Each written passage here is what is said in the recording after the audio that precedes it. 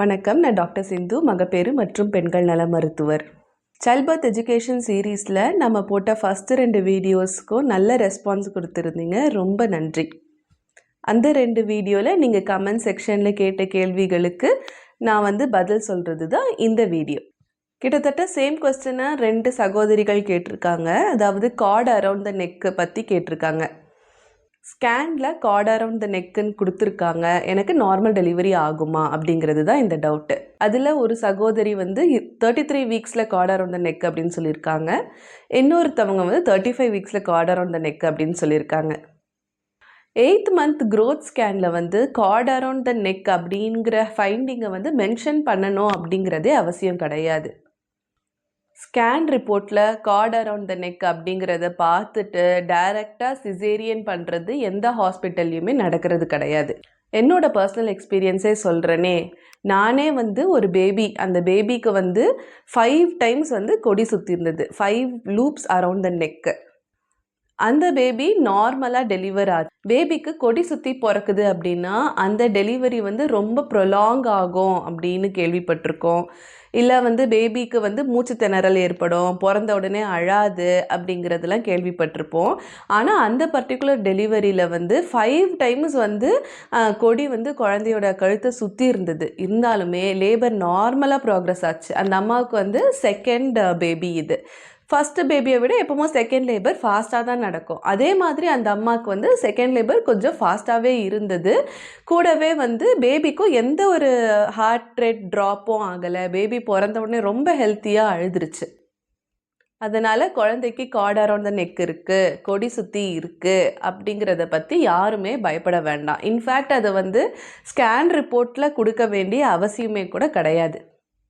அப்படியே ஸ்கேன் ரிப்போர்ட்டில் மென்ஷன் பண்ணி இருந்தாங்க, card around the neck once, nuchal card அந்த மாதிரிலாம் சொல்லியிருப்பாங்க. அப்படி மென்ஷன் பண்ணியிருந்தாலுமே அதுக்கும் நார்மல் டெலிவரிக்கும் எந்த ஒரு சம்மந்தமும் கிடையாது. அடுத்த டவுட் வீசிங் பேஷண்ட்ஸ்க்கு நார்மல் டெலிவரி பண்ணலாமா அப்படிங்கிறது கேட்டிருந்தாங்க. வீசிங்குங்கிறது நம்ம பிராங்கியல் ஆஸ்மான்னு எடுத்துக்கலாம். பிராங்கியல் ஆஸ்மா அப்படின்னா ஏதாவது ஒரு அலர்ஜன். சில பேருக்கு கோல்டு ஏர் ஒத்துக்காது, சில பேருக்கு டஸ்ட்டு ஒத்துக்காது. அதனால தான் நிறைய பேருக்கு இந்த குளிர் காலத்தில் இல்லை இந்த ஒட்டடெல்லாம் அடித்தா மூச்சு திணறல் மாதிரி வரும். அது நம்ம வீசிங்னு எடுத்துக்கலாம். அப்படியே ஒரு வீசிங் அட்டாக் இருந்தாலுமே அவங்க உடனே நெபுலைசர் யூஸ் பண்ணுறாங்க, இல்லை பஃப் வச்சு யூஸ் பண்ணுறாங்க அப்படின்னா வித்தின் மினிட்ஸ் நார்மல் ஆகிடுவாங்க. இந்த மாதிரி இருக்கிறது தான் மோஸ்ட்டாக வீசிங் அப்படின்னு நம்ம சொல்லுவோம். வீசிங் இருக்கிறவங்களுக்கு இந்த வீசிங் இருக்கிற டைமில் மட்டும்தான் அவங்களுக்கு மூச்சு விடுறதுல கஷ்டம் ஏற்படும். மற்ற டைமில் அவங்க லங்ஸ் நார்மலான ஃபங்க்ஷன் தான் வச்சுருக்கோம். அதனால் ஒரு வீசிங் பேஷண்ட்டுக்கும் வீசிங் இல்லாதவங்களுக்கும் நம்ம டிஃப்ரென்ஷியேட் பண்ண முடியாது. இவங்களுக்கு நார்மல் டெலிவரி, இவங்களுக்கு நார்மல் டெலிவரி வேண்டாம் அப்படிங்கிறது நம்ம சொல்லவே முடியாது. ஆனால் உங்களுக்கு வீசிங் இருந்துச்சுன்னா கண்டிப்பாக நீங்கள் டெலிவரிக்கு அட்மிட் ஆகும்போது இருக்கிற டாக்டர்கிட்ட நீங்கள் சொல்லுங்கள். உங்களுக்கு டெலிவரி பார்க்க போகிற டாக்டர்கிட்டையும் நீங்கள் சொல்லணும். இது எதுக்காக அப்படின்னா டெலிவரி டைமில் சில இன்ஜெக்ஷன்ஸ், சில மருந்துகளில் நம்ம போடுவோம். டெலிவரி ஆகி அதிகமாக ப்ளீடிங் போச்சு அப்படின்னா அதை ஸ்டாப் பண்ணுறதுக்காகவும் சில இன்ஜெக்ஷன்ஸ் போடுவோம். இந்த இன்ஜெக்ஷன்ஸ், ஒரு குறிப்பிட்ட சில இன்ஜெக்ஷன்ஸை நம்ம வீசிங் இருக்கிறவங்களுக்கு போடக்கூடாது. அதனால் கண்டிப்பாக உங்களுக்கு வீசிங் இருந்துச்சு அப்படின்னா டாக்டர்கிட்ட இன்ஃபார்ம் பண்ணணும். அடுத்த டவுட் ஹெமராய்ட்ஸ் இருந்ததுன்னா நார்மல் டெலிவரி ஆகுமா, நார்மல் டெலிவரி அலோவ் பண்ணுவாங்களா அப்படின்னு கேட்டிருந்தாங்க. ஸோ இந்த கன்ஃபியூஷன் எங்கேருந்து வருது அப்படின்னு நான் யூகிக்கிறேன் அப்படின்னா, ஹெமராய்ட்ஸ் இருக்கிறவங்கள டாக்டர் சொல்லியிருப்பாங்க, ரொம்ப ஸ்ட்ரெயின் பண்ணி முக்கி மோஷன் போகாதீங்க அப்படின்னு சொல்லியிருப்பாங்க. அதோட அர்த்தம் என்னென்னா நீங்கள் கான்ஸ்டிபேஷன் வராமல் பார்த்துக்கணும், மோஷன் கட்ட விடாமல் பார்த்துக்கணும் அப்படிங்கிறது தான் அர்த்தம்.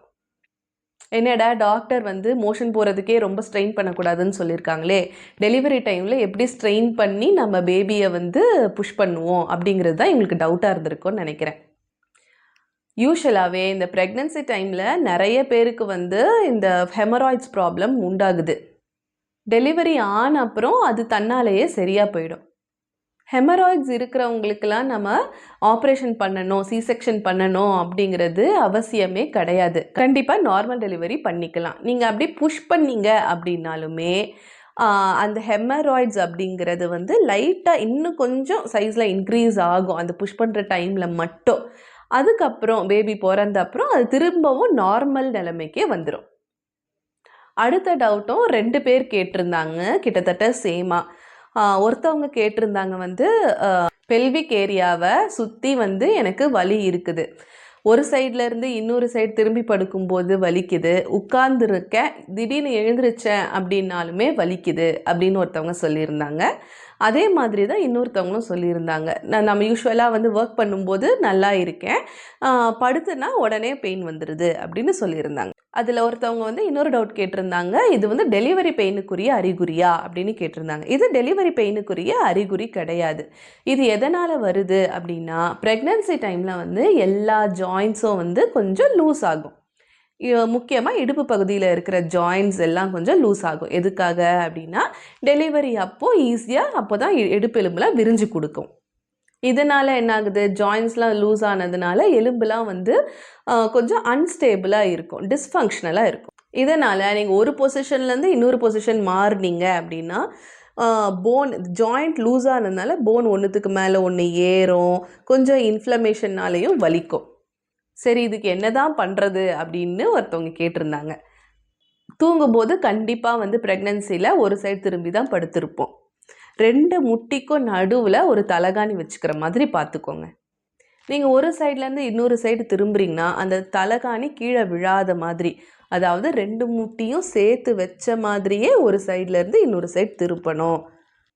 உட்கார்ந்துருந்து எழுந்திருக்கிறீங்க, அந்த டைமில் வலிக்குது அப்படின்னாலுமே 2 முட்டியும் சேர்த்து வச்சு தான் எழுந்திருக்கணும். கால் வந்து கொஞ்சம் விரிச்ச மாதிரி இருக்கும்போது நீங்கள் எழுந்திரிச்சிங்கனாலுமே பெயின் இருக்கும். இன்னும் சில பேருக்கு வந்து பேண்ட் போடும்போது பெயின் இருக்கும்.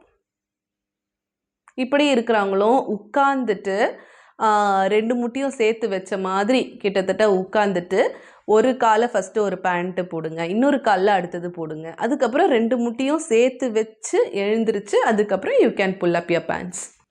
இந்த வீடியோ உங்களுக்கு யூஸ்ஃபுல்லாக இருந்திருக்கும்னு நினைக்கிறேன். கமெண்ட் செக்ஷனில் நீங்கள் கேட்குற கேள்விகளுக்கெல்லாம் நான் எவ்வளவு சீக்கிரம் பதில் சொல்ல முடியுமோ அவ்வளவு சீக்கிரம் பதில் சொல்கிறேன். ஆனால் இந்த வீடியோஸ்லாம் நம்ம வந்து எஜுகேஷ்னல் பர்பஸ்க்காக தான் எடுக்கிறோம். நம்ம வீடியோஸை பேஸ் பண்ணி நீங்கள் மெடிக்கல் ட்ரீட்மெண்ட்டை டிலே பண்ணவே கூடாது. கண்டிப்பாக ஏதாவது ப்ராப்ளம்னா உடனே உங்கள் டாக்டரை போய் பார்த்து நீங்கள் ட்ரீட்மெண்ட் எடுத்துக்கிறது தான் பேபிக்கும் சேஃப், உங்களுக்குமே சேஃப்.